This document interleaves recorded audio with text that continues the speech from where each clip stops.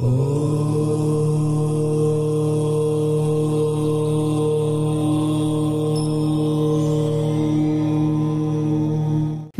Astro insights with Richa में आप सभी का स्वागत है। मैं हूं ऋचा शुक्ला।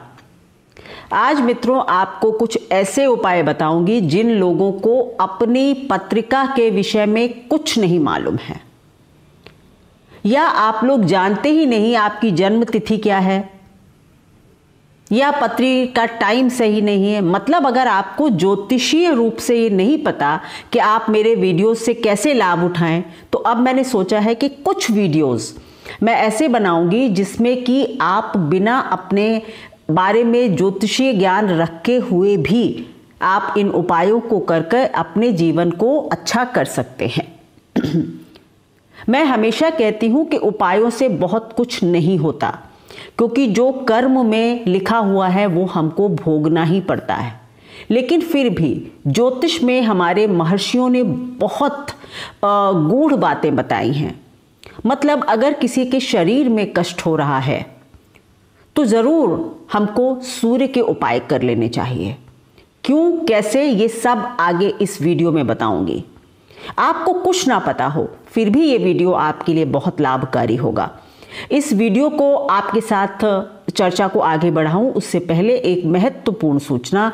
अगर आप लोग मेरे चैनल को देखते हैं, पसंद करते हैं और उससे आपके अंदर भी ये लगता है कि मुझे भी ज्योतिष सीखनी चाहिए, तो आप ज़रूर ज्योतिष सीख सकते हैं। मैं महाज्योतिष का एक कोर्स लेकर आ रही हूँ। 13 जनवरी से क्लासेस प्रारंभ हो रही हैं, जिसमें आपको शुरू से लेकर और अंत तक, यानी कि किस तरह एक हॉरोस्कोप देखी जाती है, वो मैं आपको स्टेप बाय स्टेप सिखाऊंगी। तो 20 क्लासों की यात्रा होगी और इसमें आप अपने ज्योतिष तो बन ही सकते हैं ज्योतिषी, और अगर चाहे तो ज्योतिष विद्या को आगे भी सीखने के लिए ये प्रोग्राम, ये जो महाज्योतिष का कोर्स है, बहुत लाभकारी होगा आपके लिए। तो चलिए, अगर आप चाहते हैं तो इस नंबर पर, स्क्रीन पर जो नंबर इस वक्त आ रहा है, इस पर संपर्क करें, अपना रजिस्ट्रेशन करवा लें। 13 जनवरी से क्लासेस प्रारंभ होगी।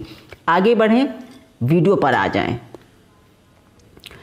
देखिए, हमारे महर्षियों ने, महर्षि पाराशर जी ने, हमारे और भी अन्य ऋषियों ने ज्योतिष को हमारे लिए बहुत आसान बनाया। कई ऐसी चीजें बता दी जिससे कि एक जनमानस, आम व्यक्ति को भी लाभ हो ज्योतिष का। लेकिन हम में से ही बहुत लोग इस ज्योतिष को कठिन बनाए जा रहे हैं, जबकि ज्योतिष बहुत सरल और बहुत आसानी से इसका हर कोई लाभ उठा सकता है। जैसा कि मैंने वीडियो के आरंभ में कहा कि हम किस तरह से, हर ग्रह किसी न किसी भाव का कारक है, और किस तरह हम कारक को देखकर अगर उपाय कर लें और हमें कुछ ना पता हो तो भी वो उपाय हमारे लिए सटीक होंगे। सूर्य हमारी लग्न का कारक होता है, ऐसा महर्षि पाराशर जी कहते हैं। आज मैं जिन कारकों की बात करूंगी वो एज पर महर्षि पाराशर जी। महर्षि पाराशर जी ने 12 भावों के 12 कारक बताए हैं। तो लग्न का कारक पाराशर जी सूर्य को मानते हैं। अगर आपको लगता है कि आपकी पर्सनालिटी में वो चमक नहीं है, अगर आपकी पर्सनालिटी में आत्मविश्वास की कमी है, अगर आपको बहुत मनोबल आपका नीचा रहता है, अगर आपको लगता है मुझे कोई कुछ समझता ही नहीं है, मेरा शरीर बहुत ढीला रहता है, मेरे शरीर में बार बार रोग होते रहते हैं, यानी शरीर, लग्न होता है शरीर, तन भाव, इससे रिलेटेड कोई भी प्रॉब्लम आपको अपनी जिंदगी में आ रही है, फेस कर रहे हैं, तो आपको सूर्य की आराधना करनी चाहिए। मैं उपाय नहीं कहूंगी, आराधना। मतलब आपको सूर्य के मंत्रों का जाप सबसे सिंपल होता है। ओम आदित्याय नमः रोज 108 बार पढ़िए। सुबह उठकर सूर्य को प्रणाम अवश्य करें। उगते हुए सूर्य के दर्शन करना प्रारंभ करें। देखिए, अगर आपको अपनी जिंदगी में सूर्य जैसी चमक चाहिए, अपनी लग्न में, अपने शरीर, पर्सनालिटी में, तो सूर्य जैसा ही बनना होगा। सबसे पहले सुबह जल्दी उठिए। जल्दी उठकर अगर आप सूर्य देव के दर्शन करते हैं, ओम आदित्याय नमः का पाठ करते हैं, सूर्य को जल देते हैं, आपके लग्न से जुड़े हुए जितने भी परेशानियां हैं जो मैंने अभी आगे गिनाई थी, रोग हो, भय हो, आत्मविश्वास की कमी हो, पर्सनालिटी में चमक नहीं हो, आपको सब में धीरे धीरे करके फायदा नजर आने लगेगा जैसे ही आप सूर्य की एनर्जी से जुड़ जाएंगे। देखिए, ये नहीं होगा कि मैंने 3 महीने जल दिया था, मेरी पर्सनालिटी नहीं बदली, ऐसा नहीं होगा। इस एनर्जी से आपको जुड़े रहना होगा, जीवन पर्यंत सूर्य से जुड़े रहिए। अगर इसी तरह अब दूसरे भाव के कारक बृहस्पति देव हैं, देवगुरु बृहस्पति, यानी अगर आपको आपके जीवन में धन की समस्या आ रही है, अगर आपको परिवार से रिलेटेड बहुत इश्यूज आ रहे हैं, परिवार में बहुत झगड़ा होता है, लड़ाई होती है, आपकी वाणी, आपकी भाषा प्रभावशाली नहीं है, किसी पर असर नहीं होता है, आपको लगता है बार बार आपका ईयर, नोज, थ्रोट, इस तरह के एरियाज में रोग भी रहता है, आपको बृहस्पति देव की आराधना करनी चाहिए। बृहस्पति के मंत्र ओम ग्राम ग्रीम ग्रोम सह बृहस्पति नमः का रोज 108 बार पाठ कीजिए। परिवार, धन, संस्कार, अगर आपको लग रहा है आपके परिवार में कोई व्यक्ति बिल्कुल परिवार से अलग जाकर उसके संस्कार बहुत खराब हो रहे हैं, अगर आपके ईयर, नोज, आँख, मतलब कान, नाक और गले में बार बार दिक्कत आ रही है, वाणी रुक्ष है, आपकी बात का प्रभाव नहीं पड़ता, बृहस्पति देव के मंत्रों का जाप कीजिए। इन चीज़ों में आपको फ़ायदा नज़र आने लगेगा। बार बार नहीं कहूँगी, इन मंत्रों का जाप लंबे समय तक कीजिए, करते जाइए। तीसरे भाव के कारक मंगल देव होते हैं। तीसरा भाव हमारा पराक्रम है, हमारे छोटे भाई बहन हैं, हमारा सोशल सर्किल है, हमारे बचपन के फ्रेंड्स हैं, या हमारे आसपास का हमारा नेबरहुड है। अगर किसी को लगता है उसके पड़ोसी खराब हैं, रोज़ झगड़ा होता है, उसके अपने भाइयों से नहीं बनती, उसके कोई दोस्त नहीं बनते, उसके दोस्त बनते तो हैं लेकिन परमानेंट नहीं रहते, पराक्रम यानी उससे मेहनत नहीं होती, उसको इनिशिएटिव लेने में बहुत प्रॉब्लम होती है, किसी भी बात को इनिशिएट करने में उसको डर लगता है, उसके अंदर वो साहस नहीं है कि किसी से वो कोई बात खुलकर कह पाए। ऐसी प्रॉब्लम से अगर आप जूझ रहे हैं, आप मंगल देव की आराधना कीजिए। मंगल देव की आराधना के लिए सबसे सरल हनुमान जी की आराधना कीजिए। हनुमान चालीसा का नियमित पूरे जीवन पाठ कीजिए। ये जो देवों की एनर्जीज हैं, ये ऐसा नहीं होता कि 3 महीने पढ़ा, 6 महीने पढ़ा, फिर छोड़ दिया। लगातार, सतत, कॉन्टिन्यूअसली। श्री कृपालु जी महाराज को एक बार मैं सुन रही थी तो उन्होंने कहा कि भगवान कृष्ण ने कहा अर्जुन से कि जो हर पल, हर क्षण मेरा नाम लेता है, मैं उसका होता हूं। यानी कहते हैं ना, हनुमान जी जमुहाई भी ले रहे हैं तो राम कह रहे हैं, हाथ खोल रहे हैं तो राम राम राम, यही कृष्ण जी भी कह रहे हैं। इसका मतलब क्या हुआ कि ये जो एनर्जीज हैं, भगवान के नाम की एनर्जी हो, ग्रहों की एनर्जी हो, ये तभी हमसे जुड़ती हैं जब हम उनको जीवन भर के लिए खुद से जोड़ लेते हैं। ठीक है, तो हनुमान जी की आराधना कीजिए, आपके सारे इस तरह के दोष दूर होने लगेंगे। चौथा भाव जो होता है उसके कारक चंद्रमा होते हैं। अगर आपको लगता है आपके घर में सुख शांति नहीं है, आपकी माता से अच्छे रिलेशंस नहीं हैं, आप घर नहीं खरीद पा रहे हैं, कार नहीं खरीद पा रहे हैं, एसेट्स नहीं बना पा रहे हैं, आपके मन में शांति नहीं रहती है, आपके मन में काफ़ी गलत विचार आते रहते हैं, तो यानी कि आपको चंद्रमा के उपाय करने। आपको सबसे पहले मैं कहूंगी मां पार्वती की आराधना शुरू कर दीजिए। ओम महागौरिये नमः,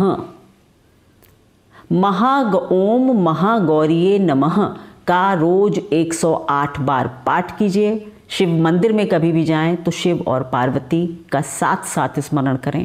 पार्वती जी की आराधना या अपनी माँ की आराधना, माँ का सम्मान करने से ये सारी चीज़ें चौथे भाव से रिलेटेड सब चीजें आपकी बेहतर होने लगेंगी।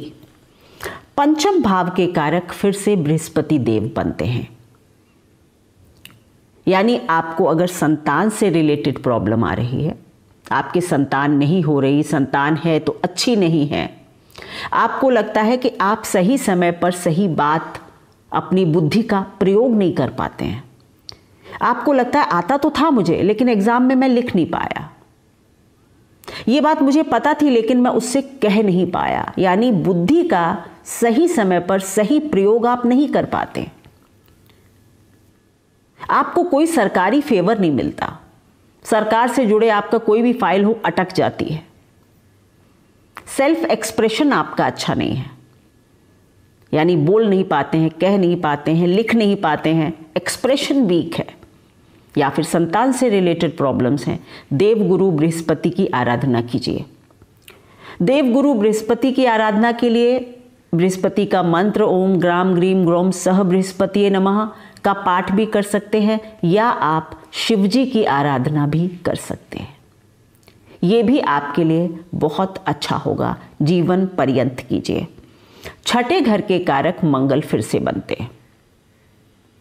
छठे घर का कारण, अगर आपको लगता है कि आप जीवन में विरोधी आपके पीछा नहीं छोड़ते, आपका सदैव आप किसी न किसी परेशानी को अट्रैक्ट कर लेते हैं, बुला लेते हैं, लोग आपसे बहुत जलते हैं, चिढ़ते हैं, आपके ऑफिस में लगातार आपके खिलाफ कॉन्स्पिरेसी चलती रहती है, रोग आपका पीछा नहीं छोड़ता, कर्ज आपका पीछा नहीं छोड़ता।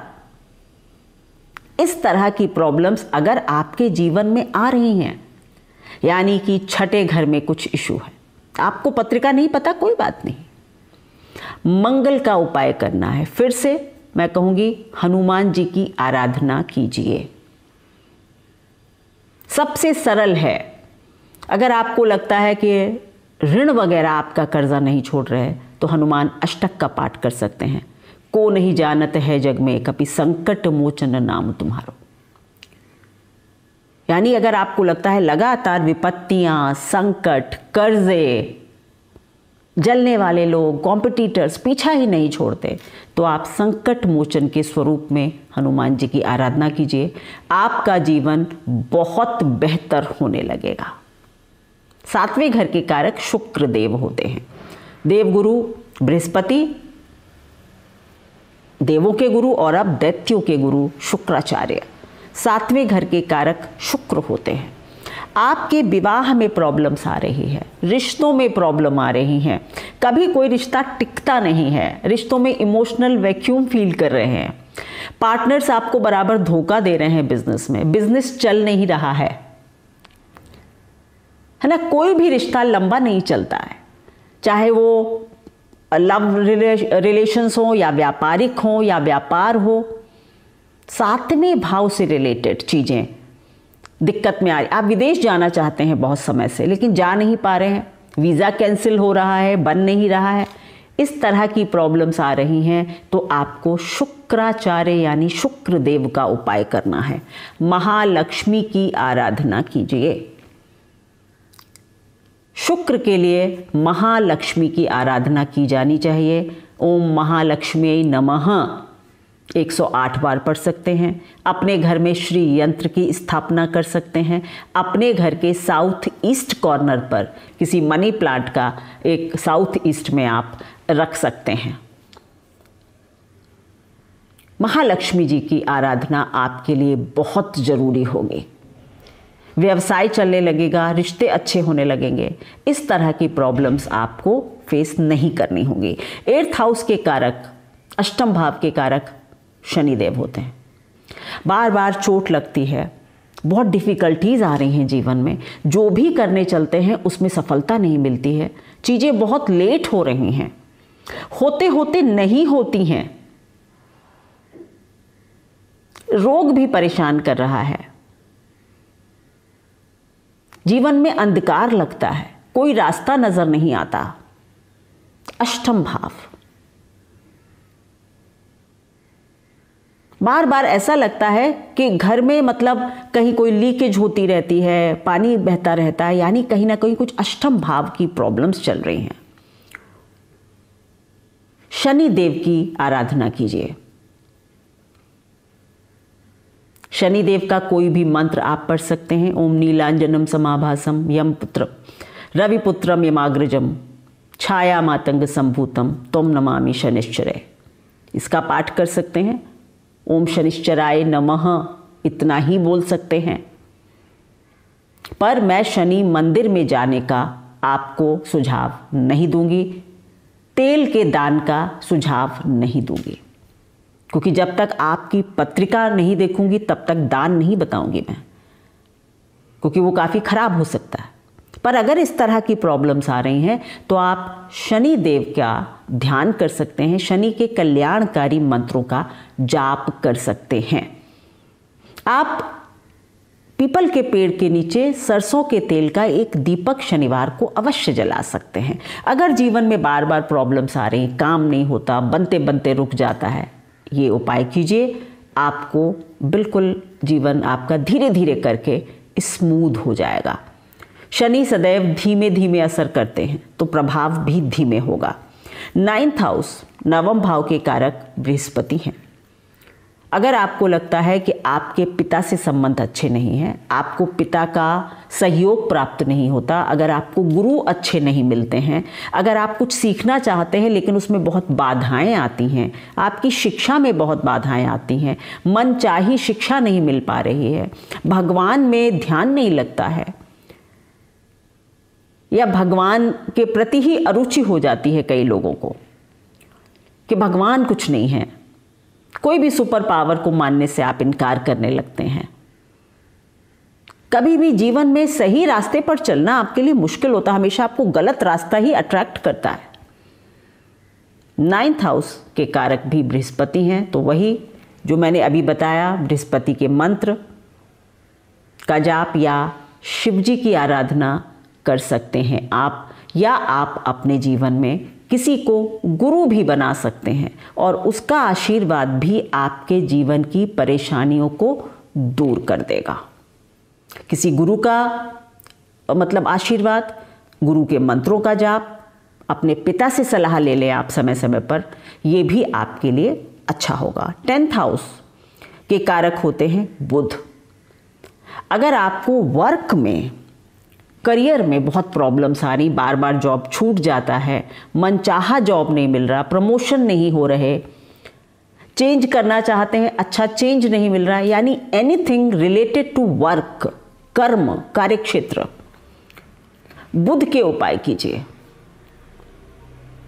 मरकरी, अगर आपकी बहुत दिनों से नौकरी नहीं लग रही है, कभी किसी जो हमारे थर्ड जेंडर जो होता है उनको आप कुछ दान कर दीजिए।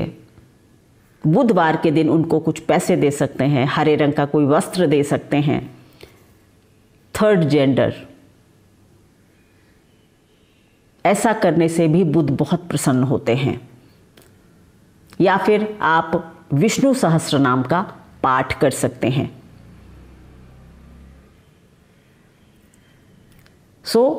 इस तरह के छोटे छोटे उपाय जीवन भर आप अगर विष्णु सहस्त्रनाम का पाठ करते हैं, आपका करियर स्टेबल होने लगेगा।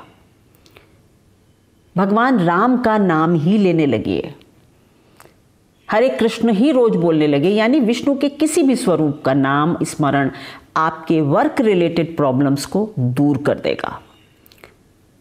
11th हाउस के कारक फिर से बृहस्पति, सबसे ज़्यादा कारकत्व तो बृहस्पति के पास हैं, 3 भावों के हैं आई थिंक, 4-5, 3 नहीं, दूसरे के भी हैं, 5वें के भी हैं, 9वें के भी हैं और अब 11वें की, 4 भावों के कारकत्व तो बृहस्पति के पास हैं। इनकम,